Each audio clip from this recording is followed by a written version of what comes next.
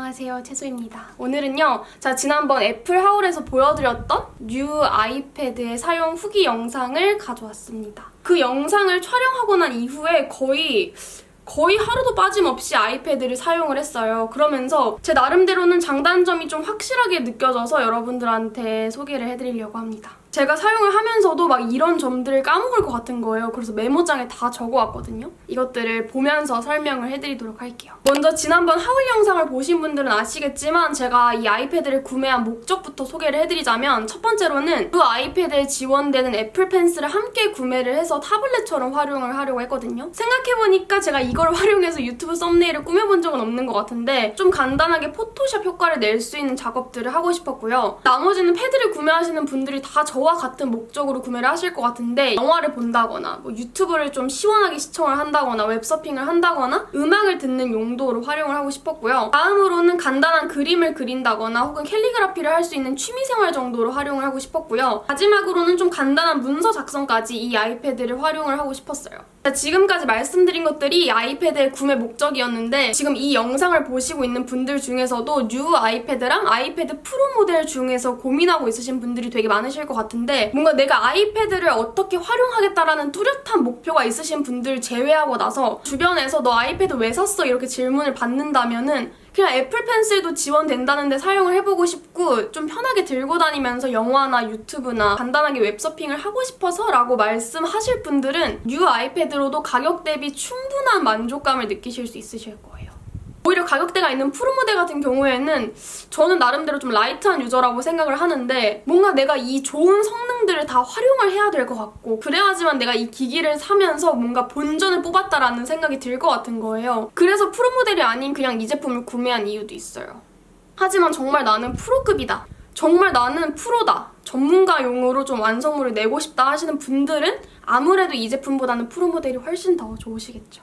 다음 제가 아이패드를 사용하면서 느꼈던 장단점을 설명을 드릴 건데 장단점 중에서 먼저 장점부터 소개를 드리자면은 제가 앞서 말씀드렸던 이 구매 목적에 정말 잘 부합하는 제품이에요. 어떤 목적도 빠짐없이 정말 잘 활용할 수 있는 기기다라는 생각이 들었어요. 제가 지금 사용하는 맥북이 13인치고 이 아이패드 모델이 9.7인치잖아요. 근데 이 제품으로 드라마나 영화를 봤을 때도 뭔가 화면이 작아서 좀 보기 불편하다, 답답하다라는 느낌은 한 번도 받은 적이 없어요. 그 다음 앱을 다운받아야 하지만 좀 이런 애플 펜슬을 같이 사용했을 때 꽤 만족스럽게 캘리그라피나 그림 작업을 할 수 있다는 점도 너무 마음에 들었어요. 제가 지금까지 말씀드린 장점은 아마 패드를 구매하고자 하셨던 분들은 대부분 알고 있으셨을 것 같아요. 근데 제가 이 제품을 사용하면서 좀 느꼈던 단점들도 꽤 크게 있는데 일단 첫 번째로 말씀드리고 싶은 건 배터리예요. 제가 사용하는 아이폰이 8 플러스 모델을 사용하고 있는데 아이폰으로 영화나 유튜브를 볼 때는 그렇게 배터리가 빨리 다는 걸 체감해본 적이 딱히 없어요. 근데 아이패드를 사용해서 영화나 유튜브를 볼 때는 배터리가 생각보다 좀 빨리 단다라는 느낌이 와닿게 느껴지더라고요. 그래서 아이패드를 구매하시는 분들 중에서 좀 간편하게 들고 다니는 휴대성을 되게 중요하게 보시는 분들은 간단하게 외출하는 정도로는 상관이 없지만 좀 장기간 앉아서 강의를 봐야 된다거나 카페에 앉아서 좀 오랜 시간 작업을 해야 된다 하시는 분들은 아마 충전기를 꼭 필수로 들고 다니셔야 되지 않을까라는 생각을 했고요. 그리고 저는 멀티태스킹 기능을 되게 많이 활용을 했거든요. 그래서 한쪽에는 뭐 유튜브나 영상을 틀어놓고 나머지 한쪽으로는 뭐 웹서핑을 한다거나 하는 작업들을 많이 했었는데 이렇게 멀티태스킹 작업을 할 때는 배터리가 더 빨리 닳아요.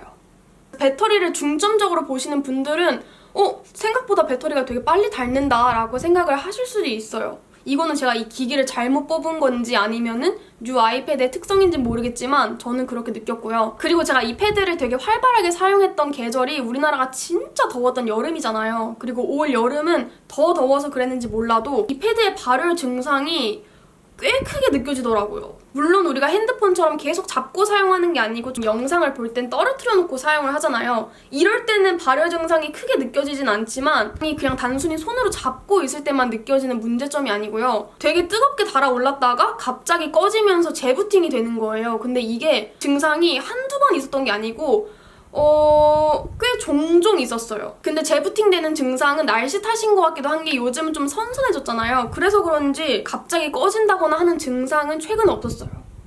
어쨌든 제가 사용할 때는 발열 증상이 나타나면서 재부팅이 됐을 때가 꽤 여러 번 있었다는 점 아셔야 될 것 같고요. 이건 단점까지는 아닌데 혹시라도 아이패드로 문서 작업을 하시려는 분들은 이 내장 키패드로는 사용할 때 좀 답답함을 느끼실 거예요. 블루투스 키보드를 거의 필수로 구매를 하셔야 된다고 보시면 되고, 애플 펜슬의 반응 속도도 제가 앞서 말씀드린 것처럼 취미로 캘리그라피를 한다거나 그림을 그리는 정도로는 이 반응 속도가 좀 느리다라는 체감이 안 드는데, 강의를 들으면서 빠르게 속기를 할 때 있잖아요. 좀 받아 적는 필기를 할 때는 반응 속도가 약간 아쉽다 정도로는 생각을 하실 수도 있을 것 같아요.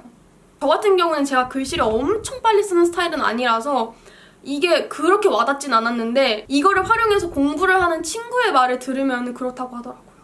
근데 이거는 어쩔 수 없이 프로모델과의 차이 같아요. 나는 공부를 주 목적으로 활용을 하고 정말 이 반응 속도가 빠릿빠릿했으면 좋겠다 하시는 분들은 이 제품보다는 프로모델이 훨씬 더 마음에 드실 거예요. 그리고 제가 이 패드 언박싱을 할 때 생각보다 무게가 되게 가볍다라고 말씀을 드렸잖아요. 근데 케이스를 끼지 않고 그냥 패드만 들었을 때는 솔직히 가볍거든요. 패드 치고 이 정도면 진짜 가볍다라는 생각이 드는데, 제가 젤리 케이스를 끼잖아요.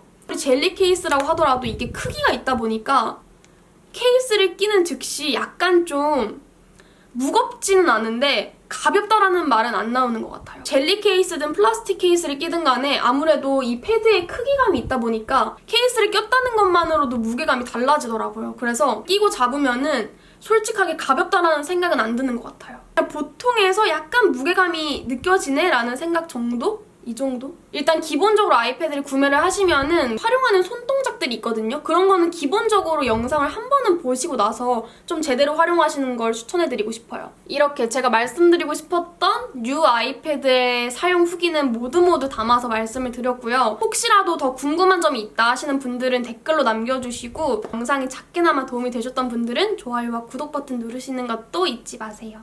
오늘도 소중한 시간을 저와 함께 해주셔서 너무너무 감사드리고, 우린 다음 영상에서 또 만나요. 안녕!